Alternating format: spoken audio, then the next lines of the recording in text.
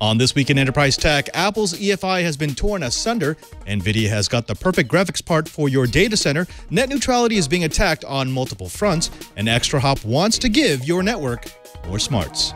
Try it on the set. Netcasts you love. From people you trust. This is Twit. Bandwidth for This Week in Enterprise Tech is provided by CacheFly at CacheFly.com. This is Twit, This Week in Enterprise Tech, episode 259, recorded September 29th, 2017. Extrahop, machine learning for network management. This Week in Enterprise Tech is brought to you by Rocket Mortgage by Quicken Loans. Home plays a big role in your life. That's why Quicken Loans created Rocket Mortgage that lets you apply simply and understand the entire mortgage process fully so that you can be confident that you're getting the right mortgage for you. Get started at rocketmortgage.com/enterprise.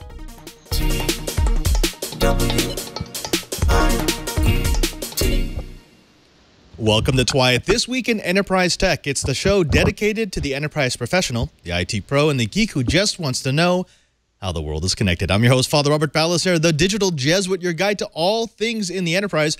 But of course, I can't guide you by myself. I'm gonna need a little help from my friends, starting with Mr. Lou Maresca, freshly ignited back from Orlando. Mr. Maresca, how was your time over at the big show? You know what? We had a really successful week. Lots of product announcements and some cool stuff. And I think my sessions went pretty well. Yes, and of course, you can see our TD is having fun with your lower third. You are now senior booth babe. You have been promoted. I think that entitles you to a corner office and the keys to the company jet. So congratulations, sir. Oh, by the way, you did meet up with Mary Jo and Paul, did you not? I did. I ran into them at their meetup, and man, it was crowded there, so I didn't get to talk to them for too long. But it was great seeing them. Yeah, well, it's good to have you back, and it's good to have you plugged in. Hopefully, you can give us a few insights about the show. Also joining us, of course, is my good friend, Mr. Brian Chi. He is the director of the Advanced Network Computing Laboratory in Honolulu, Hawaii. And again, he is melting, folks, because he still does not have air conditioning. Let me tell you, the islands get super hot. Let me see if I can say this properly. How's it, brah? It's hot. It's really hot. You know, at some point, we're just going to have to give you a better sound filter and let you sit in the data center, because I don't like this whole idea of throughout the show, I just see you fanning yourself. Actually, I've got one of those Madonna microphones, headset microphones. You want to try that next time? No, that's right. I just got to clean up so that we can get the air conditioner hoist in here, and the guys can go and pull out the window air conditioner and fix it. I'm basically done. I've had a request to substitute the window for a split system so it'd be quiet. I've had that request in for almost 15 years. And the unit that I bought that's in storage has died because it's just sat there rotting. So I'm done with that. I've got a spare one here in San Francisco if you want to pay me a visit. You know, hey, I'm just going to build a studio that looks and functions well when I hit Orlando. That's bottom line. That's a plan. Well, gentlemen, we've got quite the show for the Twit Riot. Not only do we have to talk a little bit about some enterprise news, some security issues, as well as net neutrality, because yes, folks, it is back in the news, but we've got some special guests from Extrahop. Wouldn't you like to get real-time line speed information out of your network? Well, they're going to show you how. But first, as we always do, we need to kick it off with the blips. Now, Apple has done a truly admirable job of securing their hardware and software against the most obvious venues of exploit, walking well that fine line between demanding better security practices out of their users and annoying them with lockdown hardware. For the most part, it's been working. Apple Gear, though not invulnerable, has stayed away from being the lowest hanging fruit and therefore avoided the pitfalls of being an easy target with a huge exploit service. However, a security firm by the name of Duo may have just found Apple's Achilles heel, and it has big ramifications for the enterprise BYOD market. Duo has spent the past few months digging through 74,000 Apple computers and found that while the OS is almost always updated past critical vulnerabilities, the EFI, or extensible firmware, is not. According to their research, once they narrowed their study to the 54,000 machines that were still new enough to be actively maintained by Apple, almost half of certain models of laptops and desktops, because of technical glitches or slow updates, don't have an updated EFI, the basic instructions that tell the computer how to boot into the OS. Furthermore, there's an entire subset of models for which Apple has never released an EFI update, leaving a large number of Apple machines vulnerable to EFI attacks that have been in the wild for years. More troubling is the fact that it seems Apple's EFI updating routine is buggy at best, installing the wrong EFI on 4.2% of laptops and desktops. For example, 43% of the 21.5-inch versions of the 2015 iMac had the wrong EFI, as did 25 to 35% of 2016 MacBook Pros. It should be noted that this isn't just an Apple problem. EFI vulnerabilities can strike across platforms. However, the closed nature of Apple's ecosystem means it's more of an issue as an advanced persistent threat. Well, FCC Chairman Ajit Pai calls on Apple to stop disabling the FM radio chips on iPhones. This is actually the first thing that the new FCC chair has done that I actually agree with. But considering how manufacturers like Qualcomm have started deprecating the FM radio circuits, I wonder whether it's a little too little too late. Also considering that the updated article from Ars Technica has the official Apple response along with the same lines, indicating that maybe Chairman Pai is getting his information a bit late in the game. The update reads, Apple cares deeply about the safety of our users, especially during times of crisis, and that's why we have engineered modern safety solutions into our products. Users can dial emergency services and access medical ID card information directly from the lock screen, and we enable government emergency notifications, ranging from weather advisories to Amber Alerts. iPhone 7 and iPhone 8 models do not have FM radio chips in them, nor do they have antennas designed to support FM signals, so it is not possible to enable FM reception in those products. So safe and efficient telecommunication systems have been a pretty good focus of the good part of the telecom industry to date. But just today, there was a huge leap forward with the first ever quantum safe video conference, which was held between President of the Chinese Academy of Sciences in Beijing and the President of the Austria Academy of Sciences in Vienna. It was the first real-world demonstration of intercontinental quantum communications. What sets apart from the normal conventional secured video systems today, while the traditional public key cryptography can rely on the perceived computational insolvability of certain mathematical functions. But in contrast, quantum key distribution, or QKD, uses individual light quanta, or single photons, in quantum superposition states to guarantee unconditional security throughout the system. This trustful relay can actually eventually connect to any 2 points on the Earth for high security key exchange. Well, how is this achieved? Well, the Chinese Academy of Sciences spent more than 10 years in developing a sophisticated satellite named Nvidias, equipped with 3 payloads: a decoy state QKD transmitter, an entangled photon source, and a quantum and teleportation receiver and analyzer. Historically, quantum communication distance were held and limited to just a few kilometers due to the channel loss of fibers or terrestrial free space. But by exploiting space in itself based on a linked system, it can actually connect Earth-based points together with reduced channel loss, because of the most of the photon propagation path is empty space, which means there's no negligible loss in quantum decoherence. Just think, sometime soon, you might have a FaceTime or Skype quantum video call. From the future of networking to the past. Now, security is hard. We know this. And as we watch company after company failing to protect their treasure troves of super sensitive data, one technology from the past is making a comeback: tape. Rob Pritchard, an associate fellow at the Royal United Services Institute and founder of a security consulting firm, has watched as tape backups have slowly returned to being an attractive option for enterprises looking for a way to both backup and secure their data. While cloud or network backup solutions are faster and more convenient, nearline solutions like tape have increasingly been adopted as a data storage option that offers better pricing than cloud, more reliability than network hard drives, and far more security than either. with some tape technologies able to hold up to 15 terabytes per unit, a physical robustness unrivaled by modern solutions, and as close to bulletproof security as you can get with their nearline storage, tape vendors are adopting a mantra that would have been nonsensical in the 80s and 90s. They're touting the fact that tape is inconvenient, and inconvenient in this age is usually more secure. Well, Netflix is dropping some serious coin on Canadian production houses. Netflix will create a permanent production presence outside of the United States for the first time with the establishment of Netflix Canada and a pledge to put over $400 million towards the development of Canadian programming. The money will be spent over the course of 5 years. The streaming service has largely avoided the requirements put on Canadian content producers by the country's government. That has ushered in concerns over loss of Canadian content, worries over how to compete with streaming services, and calls for streaming taxes. However, the money from which has been proposed should go to fund Canadian programming.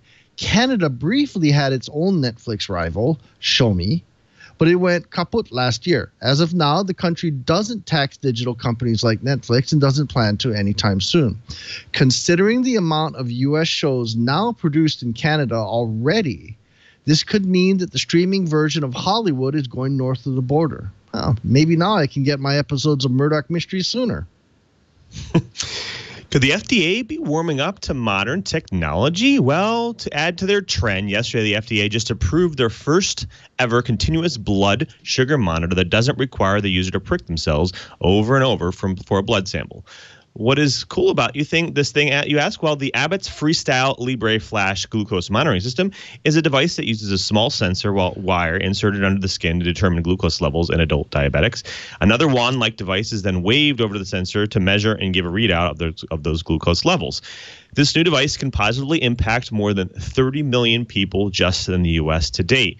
Even though the idea of prickless blood sugar detector is not new, there have been some others have been approved, but they were found to be cumbersome and hard to use. This device works for 18-year-olds and older and has a 12-hour startup period, but can be worn for over 10 days straight. The FDA's new motto of helping people and making it convenient for an industry could be helpful for both investors and innovators alike. Last week, the Silicon buzz was all about AMD's wins with Tesla, the car manufacturer, and OEMs with the Ryzen architecture. This week, Nvidia fires back with a big push to get their Volta chips into hyperscale data centers. At the Strata Data Conference in New York this Wednesday, 4 manufacturing giants, IBM, Dell EMC, Supermicro, and HP Enterprise, announced that they're using Nvidia's Tesla V100 GPUs. This is in addition to Lenovo, Huawei, and ISPs, who earlier announced that they'd be using Nvidia's HGX architecture for their data center products.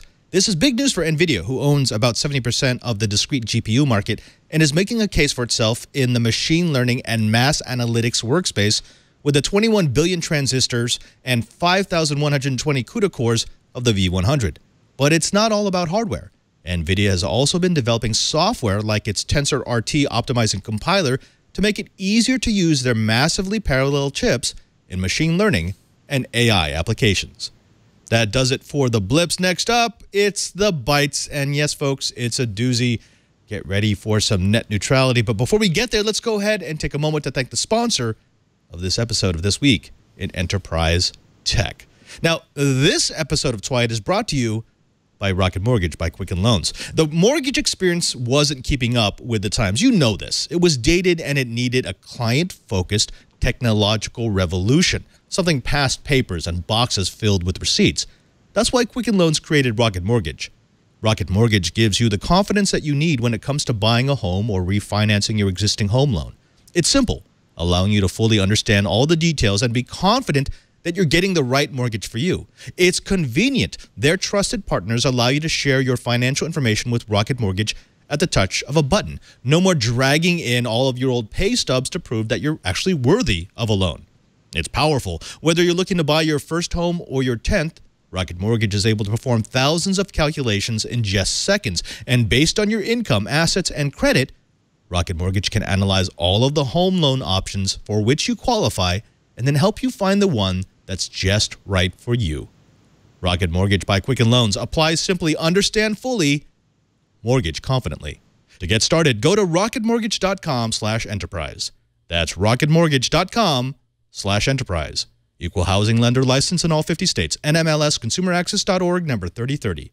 And we thank Rocket Mortgage for their support of This Week in Enterprise Tech. Gentlemen, we have to jump back to this. I know there's a collective groan every time we have to address the subject, but unfortunately it is big in the news right now, and you're going to see that there's actually something that our listeners and our viewers can do to help the situation. Because, yep, we're going back to net neutrality. Now, let's get back to some of the basic facts, just so we can set the playing field for our discussion. Net neutrality regulations were enacted in 2015 by the FCC. This was in parallel to a reclassification of ISPs from service providers to utilities. Now, of course, the reason why ISPs had to be reclassified was because when the FCC tried to keep them from blocking competing services, the ISPs sued the FCC, and the courts agreed with the ISPs, but specifically told them that the FCC did not have the power to regulate a service provider. However, it did have the power to reclassify those service providers as utilities. That was well within the purview of the FCC. And so that's what it did. Under Chairman Wheeler, the FCC reclassified ISPs as utilities and then had a huge stick with which to beat them. However, true to his word, Wheeler did not use it. Not once has the FCC come out and used that title to demand that the ISPs do the right thing. In fact, they've been sort of saying, look, as long as you do the right thing, we're light touch. Just make sure you keep your networks open. Make sure that you are friendly to competition. Make sure you're doing right by the consumers, and we'll never, ever have to punish you. Well, that's all changed. With the new FCC, now led by Ajit Pai, there's a different FCC in town. The FCC originally didn't want Comcast to block Netflix, making Comcast's own streaming service a monopoly by peering, and that's really what it was about. But this FCC is all about building out infrastructure, and they're making the argument that the only way to build out infrastructure is to remove regulation. The first thing that this new FCC did was to announce that it wanted to reverse the reclassification, to reclassify the reclassifications. Furthermore, they wanted to put into Congress a way to stop the reclassification from happening again once the political winds shift. Now, this would have put the ISPs under the legal jurisdiction of the already grossly overtaxed FTC. And the reason that they give for the reclassification is the time-honored talking point, which is net neutrality discourages investment. Fast forward just a little bit more. Just this past week, the ISPs themselves have had a go. In fact, they've brought it all the way up to the Supreme Court. According to Bloomberg, AT&T and a host of other ISPs have asked the U.S. Supreme Court to overturn net neutrality rules outright, not waiting for the FCC, not waiting for a reclassification. Now, AT&T, in its brief, suggested that net neutrality, quote, fundamentally transforms the internet and will have a staggering impact on infrastructure investment, unquote. Once again, parroting FCC Chairman Ajit Pai. But folks, here's the thing. It's difficult to sell the idea that we need to kill net neutrality because certain ISPs deserve a monopoly on the services that can be used over their utilities. So instead, they've wrapped themselves in the blanket of net neutrality kills an investment. And unfortunately for them, that's just not what the numbers show. While AT&T, the FCC, and the other ISPs claim that net neutrality hurts capital investment, the numbers show that it had quite the opposite. AT&T, Charter, Comcast, Verizon, they all increased their capital outlay post-net neutrality. Here are hard numbers. AT&T, in 2014, they spent $18 billion on capital expenses. In 2016, that went up to $22 billion. Charter, from $16.6 billion in 2014 to $22.13 billion in 2016. Comcast, from $7.4 billion in 2014 to $13.9 billion in 2016. TWC, from $4.1 billion in 2014 to almost $8 billion in 2016. And Verizon, from $17.2 billion in 2014 to $17.7 billion in 2016. Now, with that playing field set, I want to throw it over to my host, Chibert. Let's start with the basics. Why now? The FCC is already ISP friendly. Why push this to the Supreme Court when, by all means, it looks like the FCC is already going to overturn the net neutrality regulations? First off, oh man, I've got whiplash from this back and forth movement. Now, my personal opinion is I think the ISPs are seeing the writing on the wall. They don't think our friend Donald Trump is going to be in office for a second term. And it's probably going to be a campaign promise of the next president to sweep all those changes out from under, what Trump did, and it's going to whip right on back. So the ISPs want it so that they can't be changed. They like the atmosphere. They don't want it to change with the next administration, and they know it's going to take some time. Lou, what do you think? Do you buy that? Is this sort of just, well, let's strike while the iron is hot? We have to, as long as we've got a friendly court, we've got a friendly executive and legislative branch, let's do as much as we can to make it difficult for these to be reversed in the future. Yeah, absolutely. I think they're trying to fight the fight that they can win, and they think that they can win this at this point in time. And so why not strike at the easiest, weakest point, and put as much money as you can into it, and hope in the future that it holds a better future for them. So I think that as a corporation, they're doing it right. Whether it's right for the rest of the internet, that's obviously a good discussion we're having. And I think, but as a corporation, they're actually doing the right thing, putting the right money in the right spot at this point in time. I'm glad that you brought it up. As a corporation, they are doing the right thing. I do not want to frame this as, oh, AT&T and ISPs are evil, FCC is evil. These are just different philosophies on how you encourage investment. But that brings up the next question, which is the one talking point that has been consistent throughout the last 8 years, through the battle for net neutrality up to now, has been, well, if you enact net neutrality, you kill investment. And that's, doesn't matter what your political affiliation is, that's always, oh yeah, that's bad. We want the ISPs to invest money. We need them to invest money because we want them to improve the infrastructure. We want them to keep investing to make sure that we stay competitive.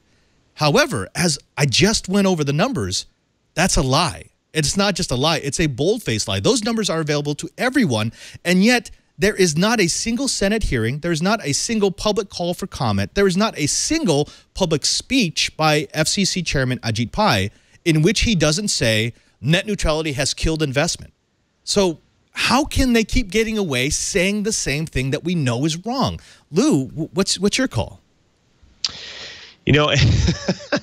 So, it's one of those things that they're trying to go on. They try to fight on the common sense of it. They just say that if you enact these things in the future, it will prevent us from doing any type of additional work because we end up having to pay more for infrastructure costs and other things where if we just had the ability to charge more for specific scenarios, then we could focus that money on bettering our network. And so they're trying to create these nebulous statements that make it seem like they're being heard or hurt in some way, when in fact we know for a fact that competition enhances innovation. And so, they can keep saying it until we're deaf. But I think most people are seeing through most of it.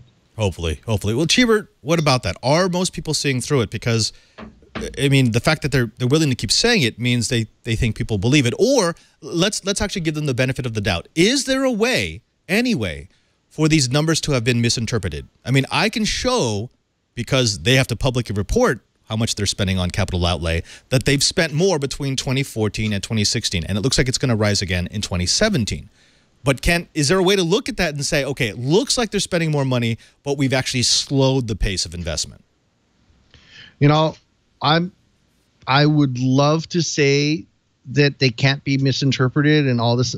No, the reality is John Q. Public doesn't like reading numbers.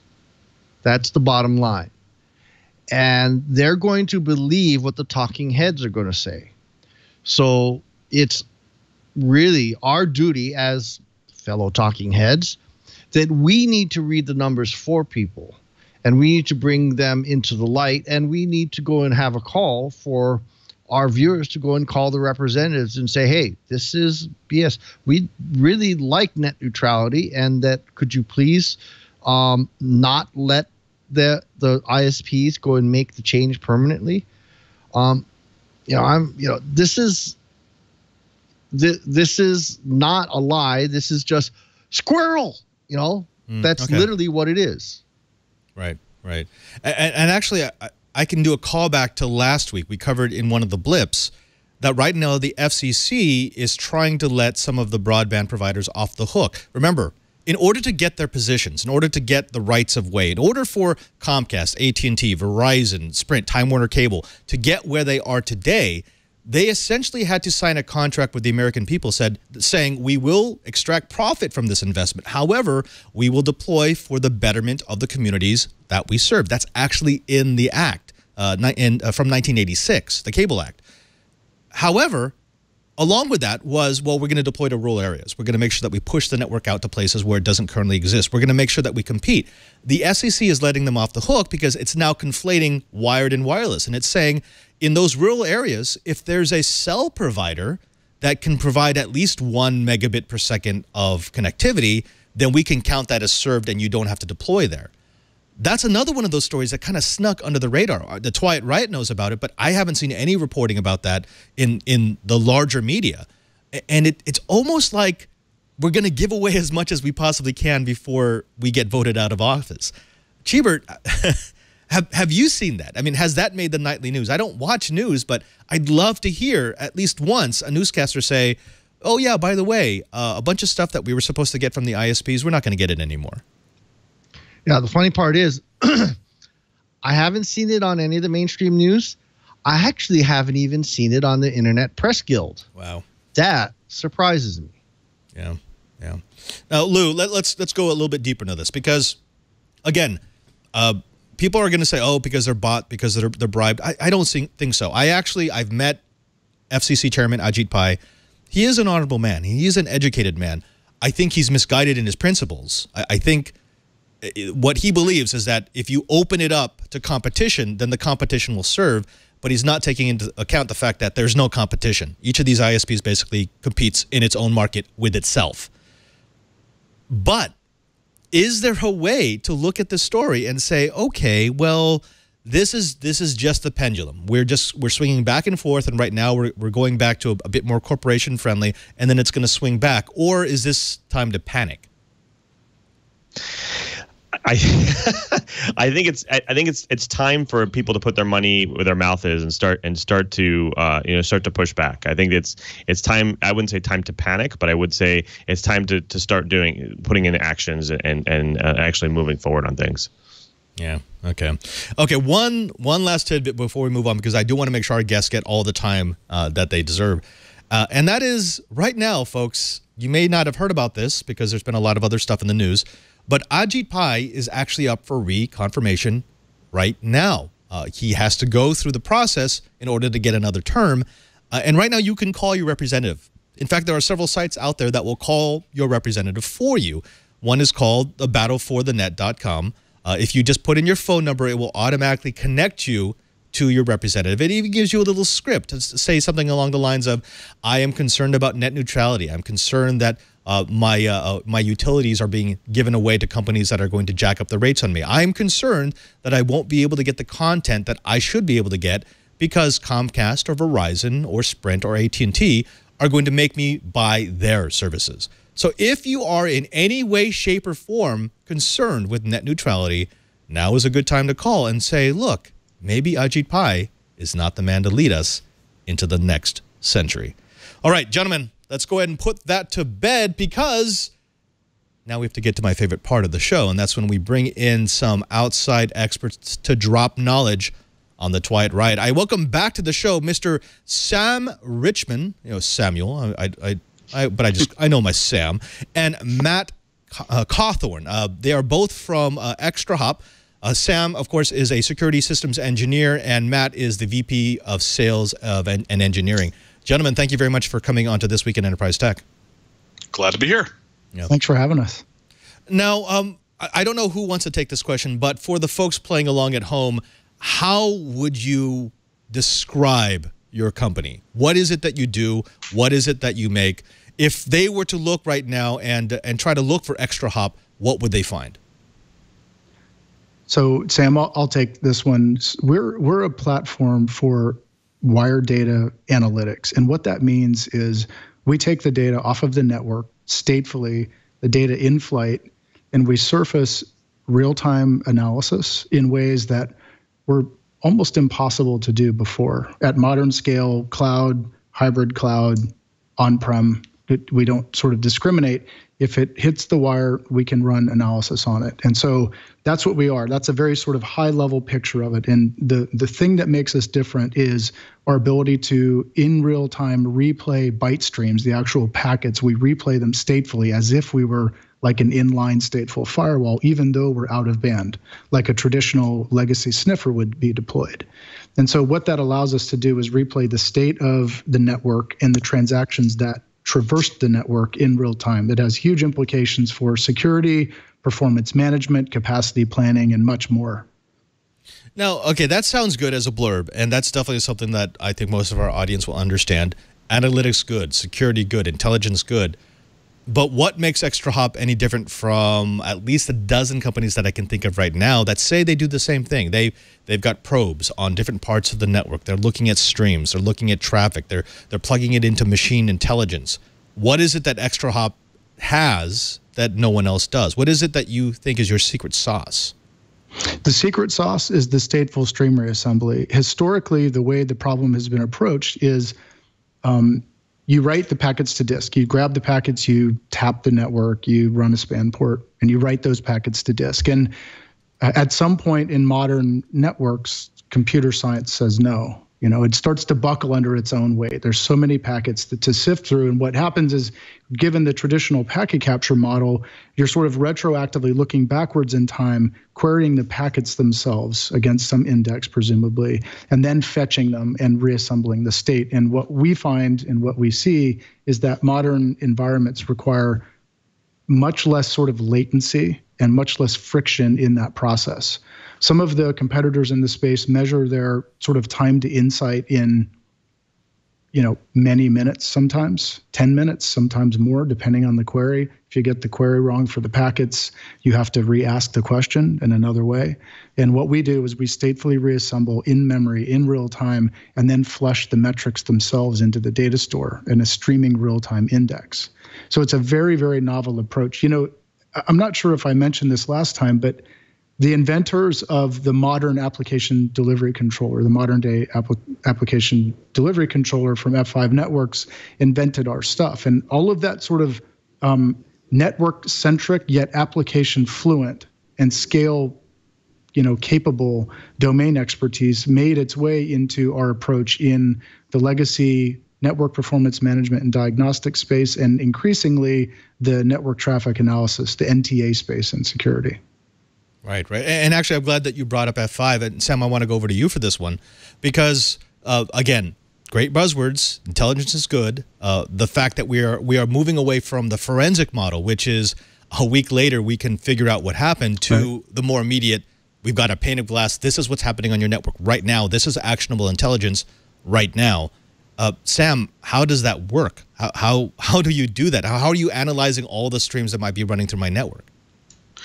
Well, that really is the secret sauce, is the ability to ingest traffic at scale and parse every protocol, basically every data center protocol at the same time. And that really is how we do it. So we can ingest at line speed 40 gigabits of traffic and parse out down to the transaction level every single protocol that's speaking and discover what they are and what devices are speaking it. And that's really how we do it. We discover devices, categorize them, and then break down every single transaction that there is. So from a security perspective, I think, as you said, time to insight, time is data in security. The sooner you find something, the lesser the impact. Now, with 40 gigabit of real-time analytical capacity, I'm assuming that also means that you're doing real-time decryption, because there's going to be a lot of SSL streams in there. There's going to be a lot of encrypted streams. In order to get any intelligence, you need to be able to decode those streams in real time, right? Absolutely, especially from security. So the gravity and of data that Matt was talking about becomes worse in security, because not only do you have a massive amount of data, but now you're having an increasingly encrypted amount of data. I actually found an interesting study by Zscaler's research lab today that said they found a 400% increase in phishing attacks over TLS compared to last year. So this is increasing dramatically. To make it worse, traditionally, if you're encrypting traffic, you're encrypting them with RSA key exchanges. Now, if you do that and you have the server private key, you can decrypt that traffic without being in band. The problem is, and it's good and bad, is that with the prevalence of perfect forward secrecy, which is Diffie-Hellman key exchanges, you can't decrypt it out of band. So being able to do that is something that we're able to do and at scale. So it's incredibly important. Let's set some ground rules here, because people are going to listen to that. They're going to say, wait a minute, they're decrypting my encrypted traffic. we're talking about a service and appliance inside of your network. You own this network. Yes. And so as an IT person, there should be nothing that's encrypted for me. I should have visibility into everything. And whether or not you trust me, that's on me. But the hardware has to exist so that I could at least have the capability to make sure that what's happening on my network is on the up and up. But, okay, the geek side of me is kind of screaming in my head saying, what kind of hardware do you need to do real-time analysis, decryption of 40 gigabits per second? So the fun part is, that's what we're optimized for, just like F5 hardware was optimized to be this SSL beast, right? So we're able to decrypt that traffic easily and at scale. Now, the part with PFS in that we're able to get those actual session keys directly from the servers that are negotiating that traffic. So there's actually a bit less overhead in decryption, so we're able to keep up very quickly. Nice, nice. Okay, now this is an open question to both of you. When you come in and you attempt to do an installation, you attempt to do a deployment, what are the most often requested features? What are the pieces of visibility that the IT admin wants, and that's why they're bringing you in? Sam, you go first. That's a good question. I'll give you all the tough ones. Oh, yeah. You know, the most popular ones that I've seen, Active Directory. So visibility into what users are doing, as well as the health and well-being of Active Directory, things like time skew errors. That's more of a performance-related issue, but that's definitely one of the larger ones. Visibility into DNS, that's another massive one. Active Directory does not log DNS by default. So if you're not logging every query and response, you're missing a lot, especially from security in terms of DNS tunneling exfiltration. If you're not seeing that, you're missing it. So that's another huge one. File accesses as well, so storage, CIFS. Those are some of the highlights that I can generally see. Okay, right. And I'll... Oh, go ahead, Tom, please. Sorry, Farhad. So I'll answer the question a little bit differently and say that many times the expectations coming in on the front side of an opportunity when a customer, they want general visibility. They want insight into the network. And then they're very surprised to see the breadth and depth of the actual protocol coverage and the transactional fluency of those protocols. And so Sam's example of network attached storage is a great one, because there's all sorts of, as a service protocol and Active Directory too, for that matter, both of those things have been largely underserved historically by the vendors in the space, security, monitoring, and otherwise. And service protocols are really the sort of crown jewels of risk in many cases as it relates to file access, sensitive data, usernames, and things like that, as well as performance, these cascading performance problems that spread throughout the environment. So if DNS, say, is another great example by Sam, if DNS is degraded, literally everything suffers, but sometimes catastrophic sort of results. And it's also a huge attack vector for reflection attacks and various forms of DDoS, cache poisoning, and other things.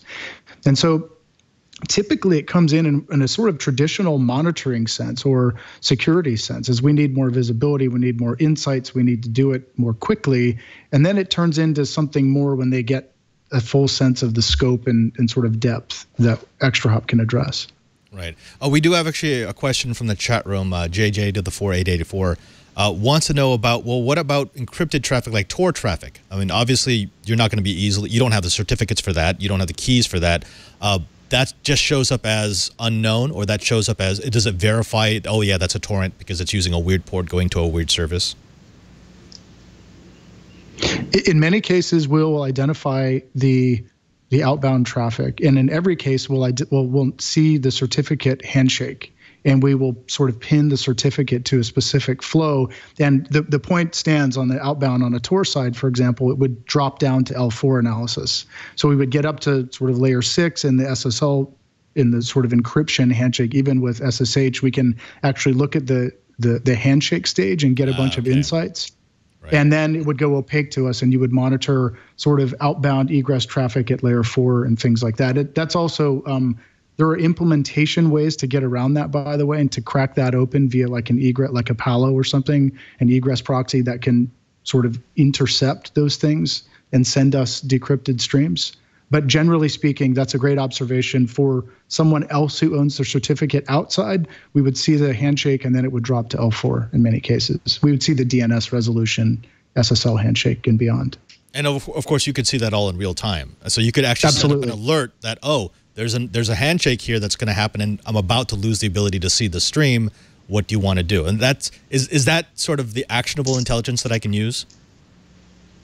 Absolutely, yeah. Okay, all right. Now, I do want to talk about Addy because moving from Extrahop 4.0 to 7.0 was pretty big, and I want to jump in there. But before we get there, just to clear this up for our audience, maybe a question, this could be for Sam. If I had a 10,000 seat enterprise and typical hybrid setup, so I've got stuff on-prem, I've got stuff in cloud, how do I deploy your solution? What do I need? What kind of hardware do I have to put in? How do I make sure your service is running properly? And what's the best practices to make sure I'm collecting intelligence from the right points around my network? Sure thing. So the Extrahop platform has a lot of different types of devices, both physical and virtual and cloud. So if you have a hybrid environment, essentially you would deploy us at least initially close to servers so that we can see both north-south and east-west traffic. East-west comes in very heavily into a security play from a lateral motion reconnaissance type activity. So we want to see that. And then the way we structure that is we size them appropriately and put them where they need to be, and then use a central management console to stitch them all together so you can compare performance and behavior across the multiple types of implementations, cloud, virtual, or physical. All right. Okay. Now, let's ask the question. I think this actually might be for Matt. Explain the move from Extrahop 4.0 to 7.0. You made a lot of noise about this. This was actually pretty big, especially bringing in Addy. What makes it different? What is it? What does it do? All right. So Addy is the culmination, and we actually launched Addy some time back, but we've been piling on the enhancements. And Addy has a bunch of sort of security related functionality. Before I get into Addy proper, I'm going to rewind a little bit and say that Addy represents the culmination of a 3-year investment on our part in machine learning that was initiated sort of in the belly of the beast at corporate Extrahop in the dark sort of corners of engineering. And they made, our CFO, Jesse Rothstein, and others made an investment at that time.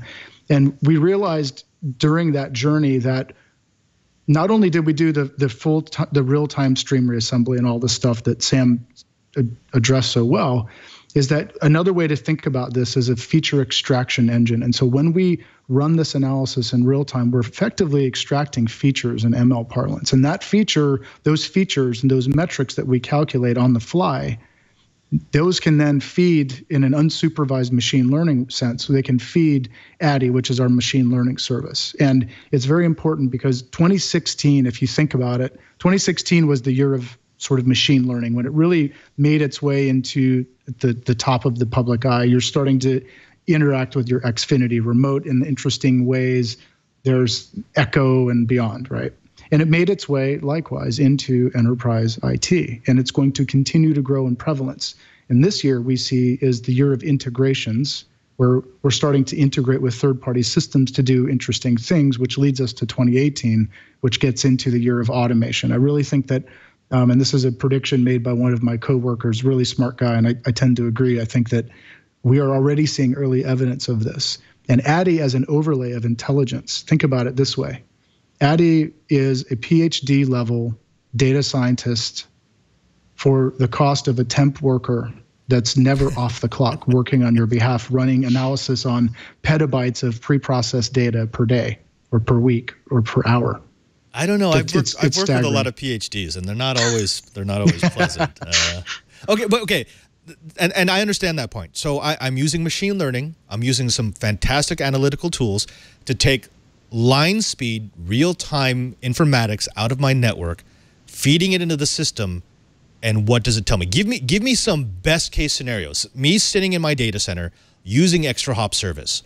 What do I see, and how does it make my job better and easier? Sure. Sam, you want to take that one and then I can jump in? Sure. One of the, and again, I'll go back to security a little bit.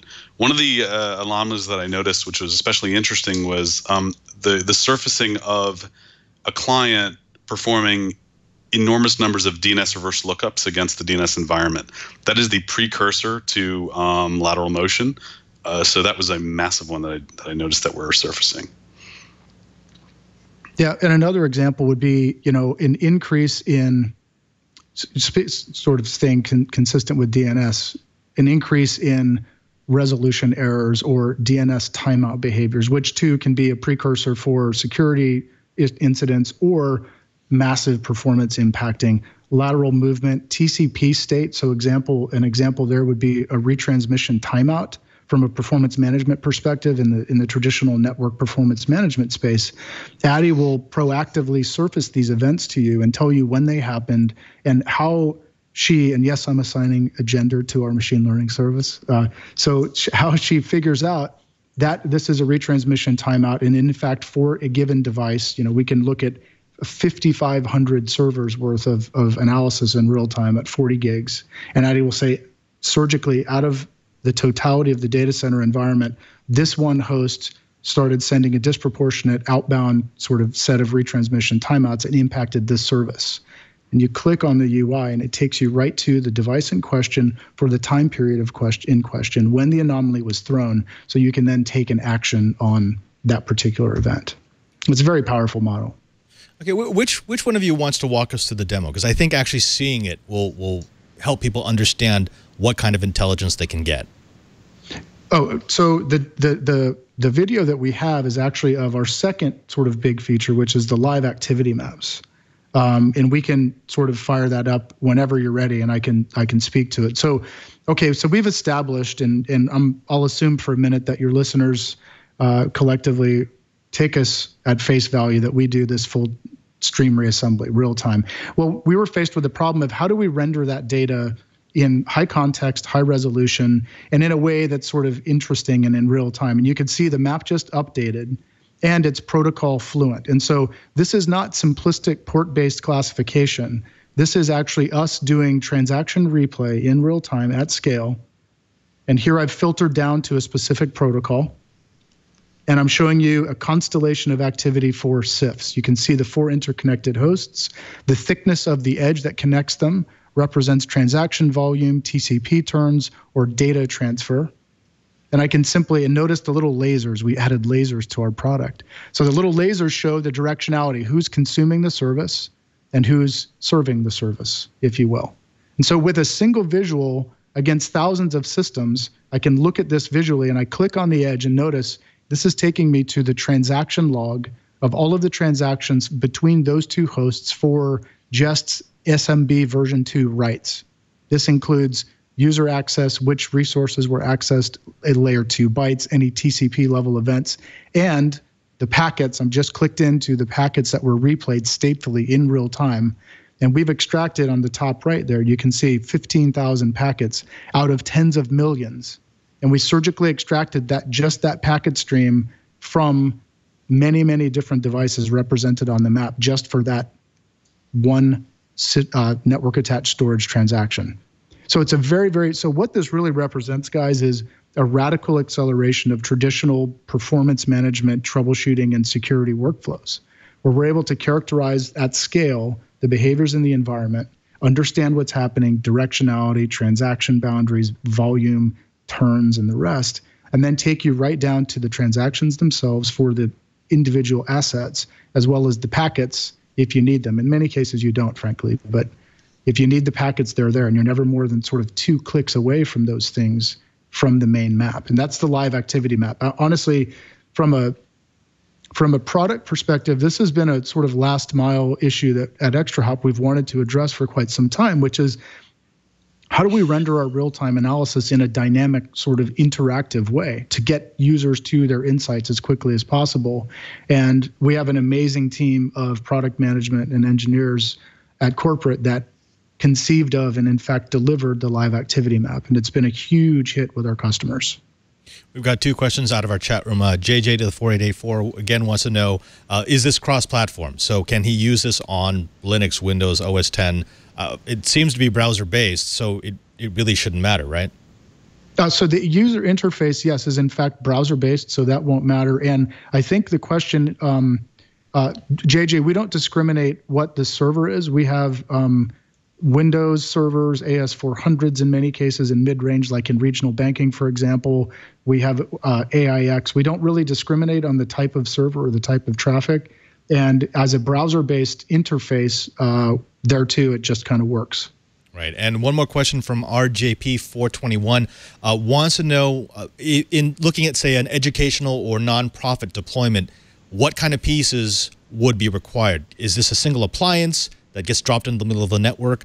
What has to be added in order to get the best intelligence for the service? That's a great question. So we work pretty hard to meet different users where they're at from a deployment perspective. So if you have... We have virtual machines that run as native images in VMware, and so you could actually run the entire stack in virtual machine world. If you're in AWS, we could spin up virtual instances in AWS and run there natively too. If you prefer hardware, we've got various size hardware appliances that we would install. You would span the data to us from the network, and then we would start our processing. In many cases, we deploy in an hour or less to start giving you, in fact, sometimes much less than an hour. By the time you get back to your seat and fire up your monitor, you have the live activity map, and we've auto-classified and started auto-discovering all of the characteristic behaviors and transaction types in the environment. It's very powerful.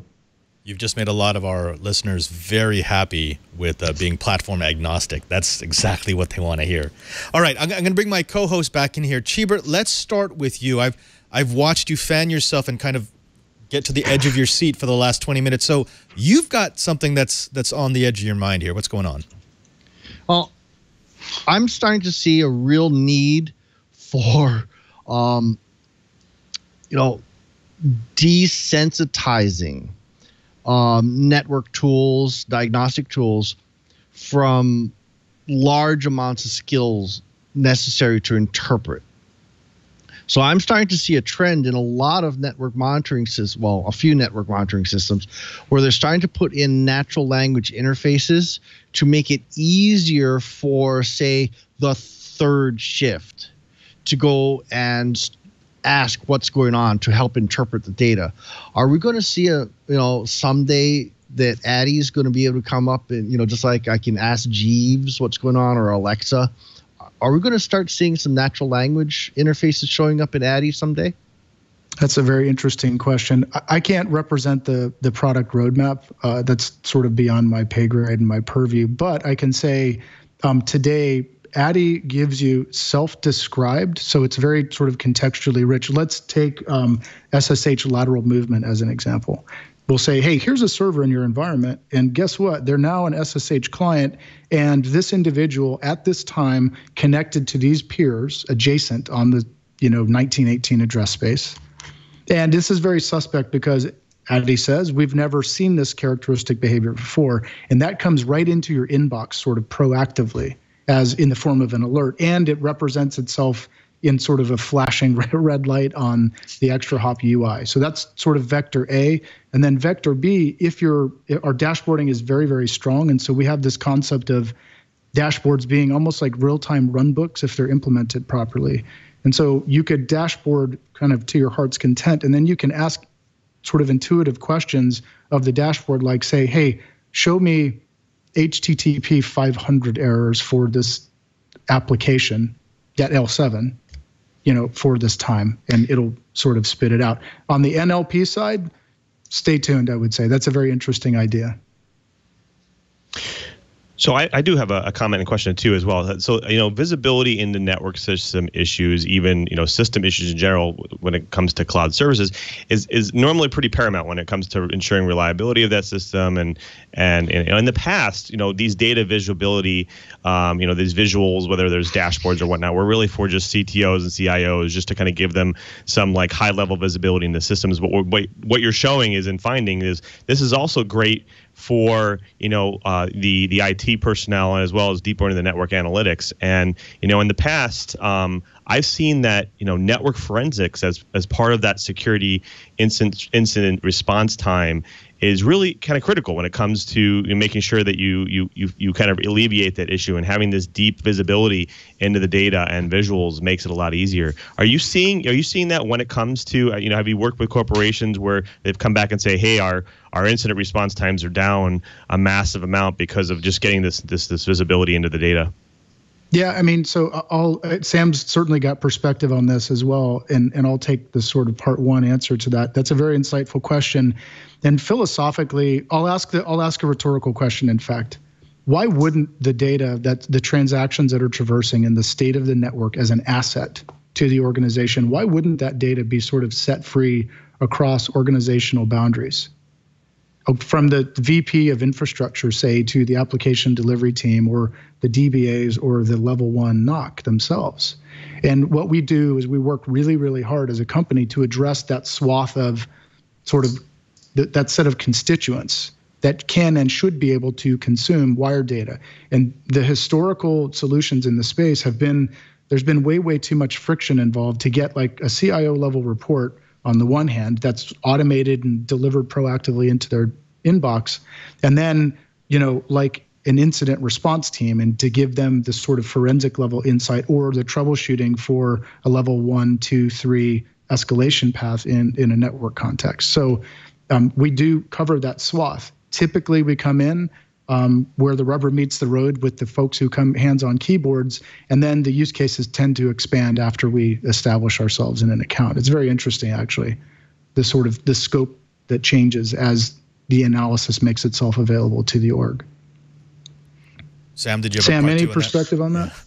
Yeah, so I also cover commercial, but I also cover defense. So the customers, when you started looking at those live activity maps and the way you can drill down, start to see relationships, and then drill down into the actual transactions, if that looks like a threat hunting workflow, it's because it really is. So the defense folks I've worked with have one unique problem, and that unique problem is immense and quick turnover. They have folks right out of boot who are sent downrange to investigate networks, and they really don't have a whole lot of experience. So one of the great characteristics of our platform was that you notice you didn't type any queries, you're literally clicking around and looking at dashboards. So that visual aspect of it allows them to operationalize folks in their words in 30 minutes of training. And these are folks with very little experience, kids right out of college or out of high school or boot camp. Sam, I get a quick question here about PFS. So, perfect forward security, that's when an encryption system will automatically change keys so that even if a key is compromised, you only get a very small bit of the communications. This has actually been a big point for Extrahop, especially as you move to 7.0, especially as you add in Addy there. How do you deal with PFS, and why is it important that people understand what Extrahop does with it? Sure. The problem with PFS, as I mentioned a little bit earlier, is that unless you're in the middle of that conversation, unless there's another solution, which I'll talk about in a second, you're not going to be able to decrypt that traffic. So something east-west traffic that isn't being proxied or intercepted is simply invisible and opaque to the investigators, right? Especially with TLS 1.3, which is going to require PFS. So the way we address it out of band is we actually get that ephemeral secret from the server itself, which is one of the only two parties that actually hold that. So by getting it from there, we can decrypt it while still being out of band. I'm listening to this. I'm getting very excited. I want to play, but I'm starting to wonder and scratch my head, going, if Equifax had Extrahop in their operations, do you think we would have had the breach? It's a good question. We're not gonna, I'm not going to take the bait on that one. Oh, come on. If Equifax had someone in the data center with crayons, they probably could have done better. But I mean, let's move away from Equifax. Let's say it's something like Equifax. How would Extrahop give me the intelligence to not have that massive breach? So there's different stages, and Sam certainly has perspective on this as well. And so there's the sort of detection stage, investigation, and remediation stage. And I would my high level answer to that is, without going too far into the weeds and getting into any specifics with companies, is that analysis, given the right analysis that gives you as many insights per unit time as possible with minimal friction, it will help to alleviate all of those afflictions, whether it's the lag time between sort of detection and response, or if it's the detection stage or the investigation post-exploit or post-incident. And so we look, at the end of the day, we've been talking a lot about security, about performance management to us, and I'm sort of representing my former operations self here, is that it's all about operational analytics and situational awareness, regardless of whether it's troubleshooting, of whether it's incident response. It's about getting to an insight quickly and using that insight to inform a decision in a high quality kind of way. And so I think the high order is that, yes, to the extent that you have real-time analytics that you don't have to sort of wrestle with to get at, it'll absolutely help. Yeah. Matt, thanks a lot. That was an ambush, and I apologize for that. But I was just listening to this and going, wow, this could have solved my problems with Equifax. And it's like, oh, I wish they had called you guys. No, but our audience gets it, because we've got Colin EH, who points out very rightly so that, look, that east to west visibility is huge, and so few do it right. And it's kind of puzzling why we don't do it right, because that would seem like that's step number 2 in securing your network. Gentlemen, unfortunately, we are out of time. I went overtime again, but I do want to thank you for being on. Let me give you some time here at the end to leave our audience with what they need to know. If they are looking at getting some actionable intelligence out of their networks, if they're looking for something that can do line speed, if they're looking for something that can do what looks like magic with other network monitoring tools, what do they need to leave this episode with? What would be your elevator pitch? And I'll let each of you have one. Let's go ahead and start with you, Sam. What's your elevator pitch to the Twiat Riot on why they should at least try Extrahop? If you don't see everything, you don't see everything, is what I would start with. That's not bad. Yeah. If you're not looking north, south, east, west, and keeping up with, and that's actually the problem, if you're not keeping up with the massive amounts of data traversing your network in all directions, you're going to miss security, you're going to miss performance. So that's pretty much simple as that. Complete visibility gives you complete operational visibility and intelligence. Okay. All right. Nice. I like the simplicity of that. I would even go to one step further, and that is, if you're not seeing everything, you're really seeing nothing. But I like it. Yeah. All right, and over to you, Matt. Well, how am I going to follow that? I mean, so I would say it's very similar. Are you making data-driven operational decisions? Yes or no? And is that data sourced from an empirical source of evidence like the wire? And is that done in a sort of consumable way across organizational units in the environment? If the answer to that question is no, you really, really do at least need to look at us and consider Extrahop, because that's the sort of mission that we're set out for, is to sort of set the data from on the wire free across the organization. Fantastic.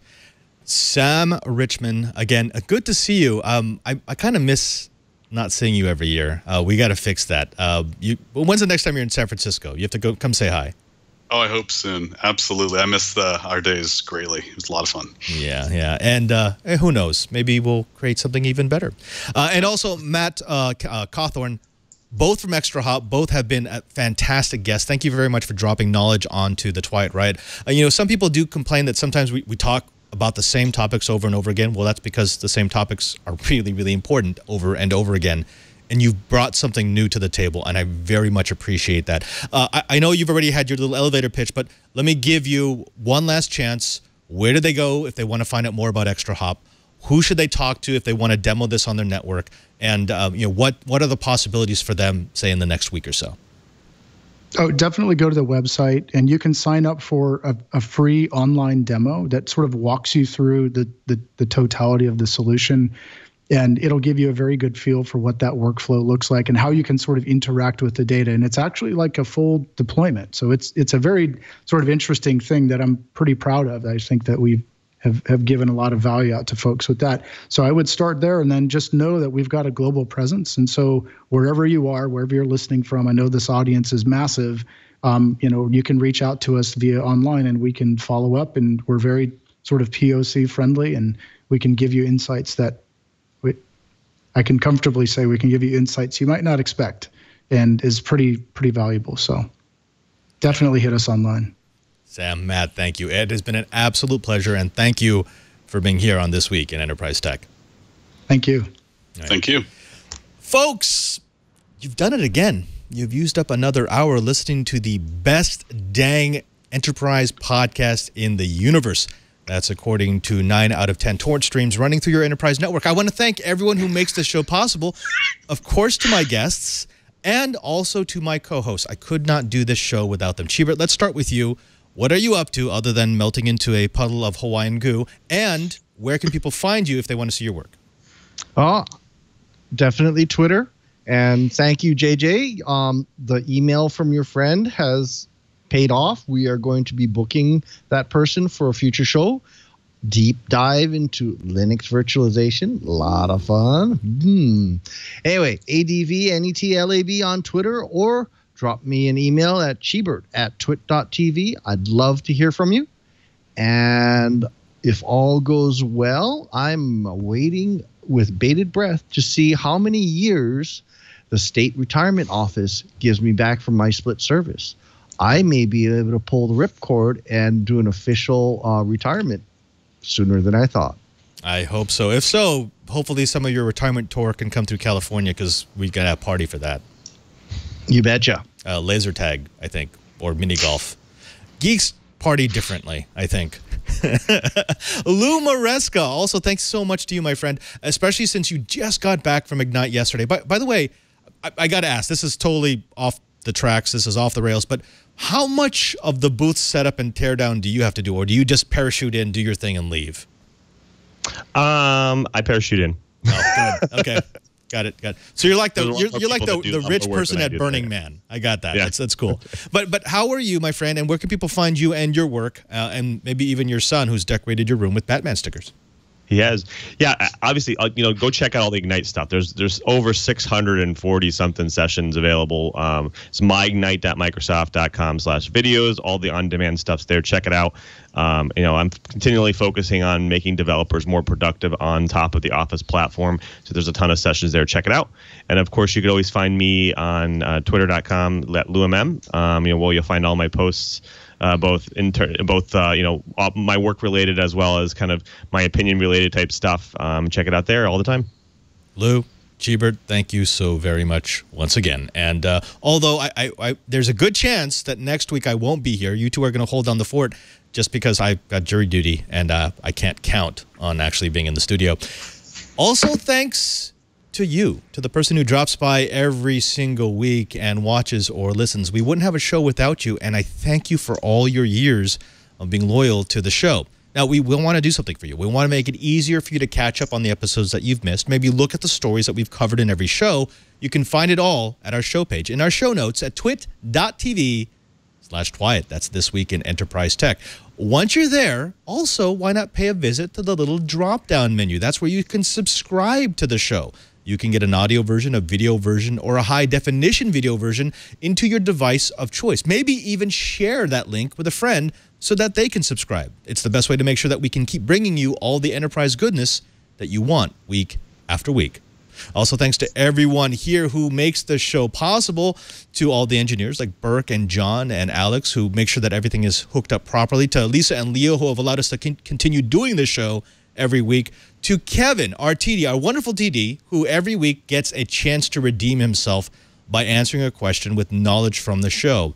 And Kevin, this week, the question is going to be quite simple, and it's actually in the notes, and I'm actually pointing at it right now in the notes.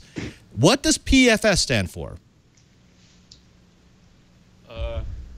Perfect Forward Secretary. Oh, so close, my friend. Maybe next week. Perfect Forward Secrecy. Maybe next week we'll try again. Unfortunately. Oh, go figure. Until next time, folks, I am Father Robert Ballester, the digital Jesuit, just reminding you that if you want to know what's going on in the enterprise, just keep quiet.